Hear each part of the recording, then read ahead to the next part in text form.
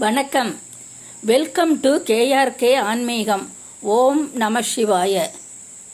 காங்கேயத்திலிருந்து 13 kilometre தொலைவில் பொன்னூதி எனும் ஊதி மலையை அடையலாம். கொங்கண சித்தரால் போற்றப்பட்ட ஸ்தலமாகும் இது. இங்குள்ள இறைவன் அருள்மிகு உத்தண்ட வேலாயுத சுவாமி ஆகும்.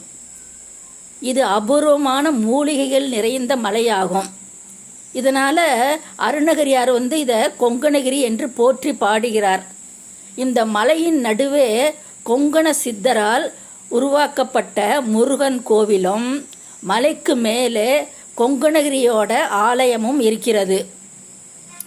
தைப்பூச திருநாளன்று 108 மூலிகை இலைகளை பறித்து அதை பொடியாக்கி அதை காய்ச்சி அதை வடிகட்டி கொங்கண சித்தருக்கு அபிஷேகம் பண்ணுறதோடு மட்டும் இல்லாமல் அங்கே வரக்கூடிய பக்தர்களுக்கும் அந்த மூலிகை சாற்றையை பிரசாதமாக கொடுக்குறாங்களாம்.